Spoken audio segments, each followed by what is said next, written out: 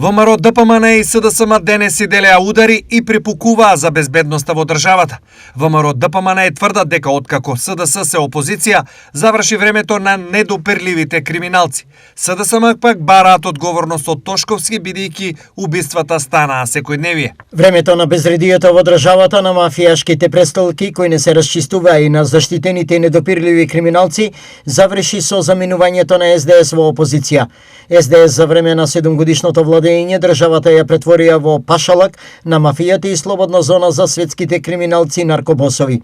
Дел од највисокото раководство на Социјалдемократскиот сојуз, почнувајќи од поранешниот нивен председател на државата Стево Пендаровски, може да се видат на заеднички фотографии со членови и лидери на криминални банди и кланови. Соопшти од ВМРО ДПМН. Безбедноста на граѓаните е сериозно загрозена. Македонија гори од насилство, убиства по улиците, криминал и безредие. Вчерашното убиство во Штип дополнително ја вознемири јавноста.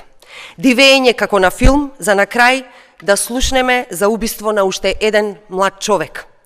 Како е возможно млад турски државјанин да поседува пиштол? Чие е возилото со кое бегал и пукал дури на патарина? Кој го дозволил ова безредие или најточно кажано, кој ја дозволил ова анархија? Почитувани, општ хаос се случува по македонските улици.